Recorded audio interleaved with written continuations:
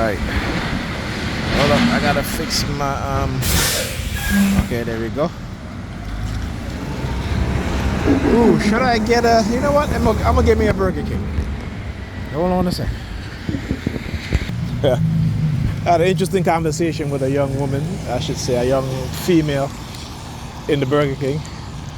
I was speaking to the guy that he was playing some Gregory Isaac music, and I was like, man, I haven't heard this music in a long time. I said, you must be from the Caribbean. He was like, yeah. I was like, wow. So then we just started talking, and I said, you know, how the music has changed. And before we had music that brought us closer together. Now the type of music that's promoted and pushed is to keep us apart.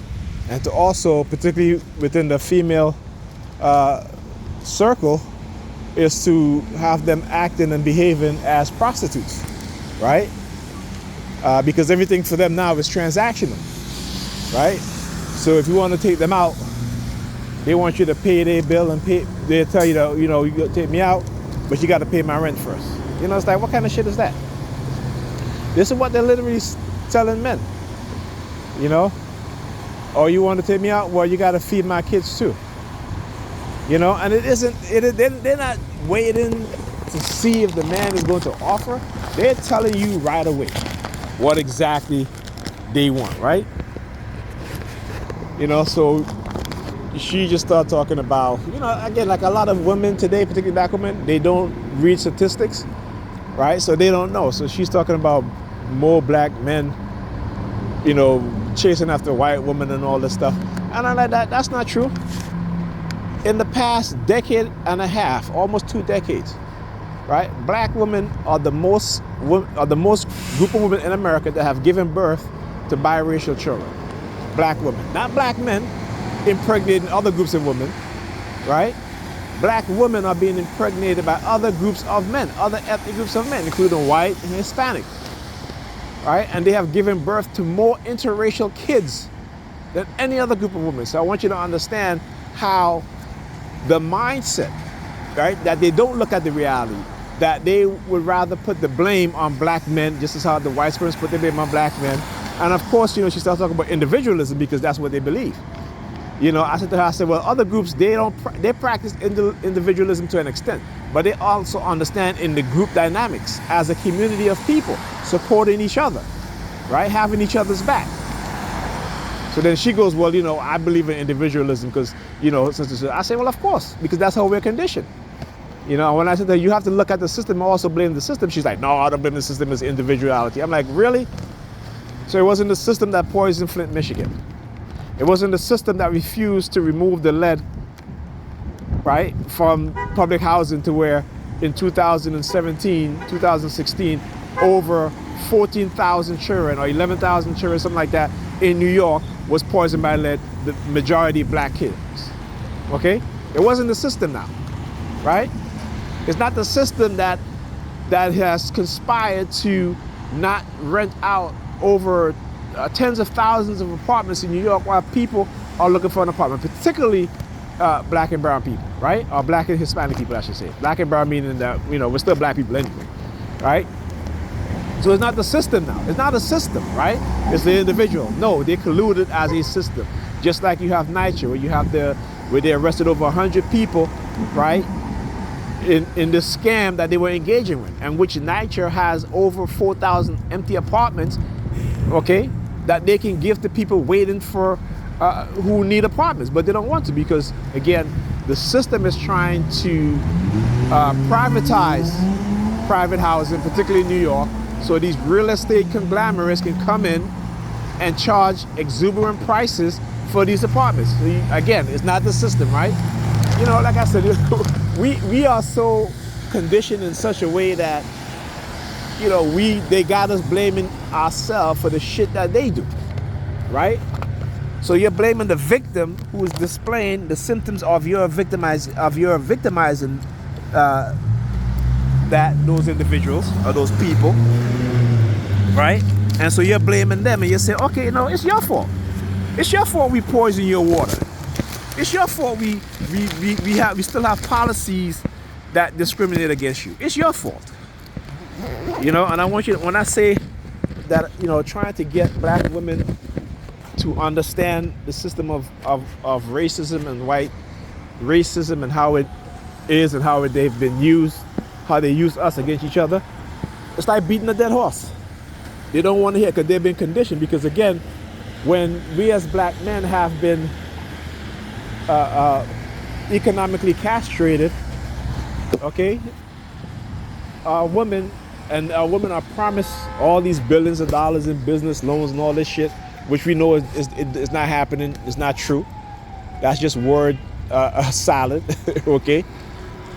Because it sounds good.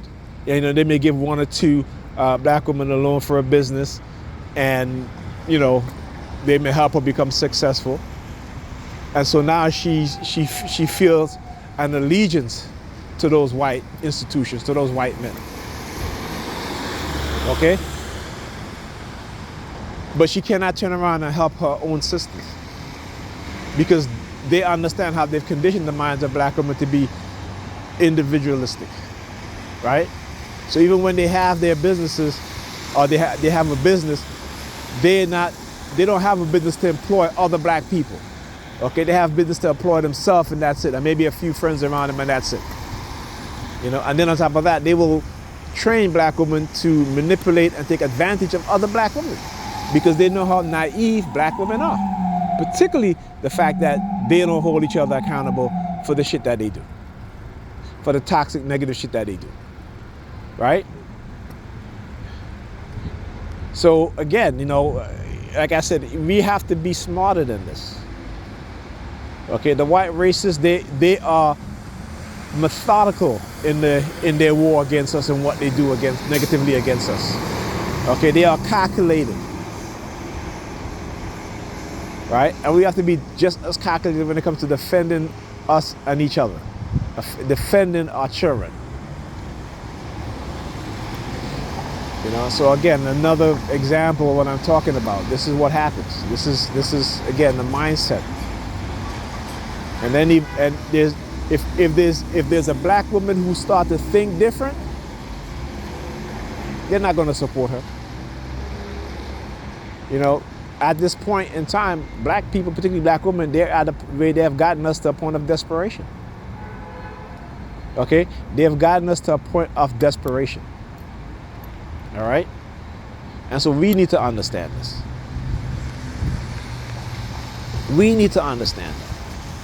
How they operate in our community covertly, surveilling us, manipulating us, picking who they can manipulate to be a gatekeeper, their ally, and who think different in ways they can destroy them, to take them off of the chessboard, to take them off of the, you know, the chessboard. It's basically it, you know. So they understand who has leadership qualities, who has not, who want to create businesses for black people. Okay? And again, they will manipulate you and manipulate the people around you. All right? And I talk about the microchipping. Right? The use of silent sound, radio wave and microwave frequency weapons to manipulate our minds. And many of us still don't want to believe that. Men, look, is that he or she? Not the same person, anyway. Guy come across the street, taking his phone out. Is it a woman or a man? Might be, I'm not sure. Anyhow. But yeah, you know, the manipulation. Yeah? And again, and for those of us, male or female, black male or black female, who truly understand, you see it. You see it on YouTube. Go and look at the black people who are speaking the truth. And then the people who are talking all this nonsense, whether it be about religion or whether it be some, you know, cockamamie, you know, bullshit. They're the ones that are getting tens of thousands, hundreds of thousands of subscribers, millions of subscribers, right? And the people who are trying to educate and people trying to uplift and awaken the minds of our people, you know, they're being shadow banned. They're being shadow banned. Remember, their war is not only against black people. Their war is against the truth. Whether it be hiding the truth from white people also, hiding the truth from Hispanic people, from Asian people. Because they're all about their lies. Because when the truth comes out, they will lose power. Okay, they will lose power. Not in terms of money, but in terms of the minds of the people. Okay, what we're going to be looking at is a re-education of the entire society on the truth. Anyhow, talk to you guys in the next video.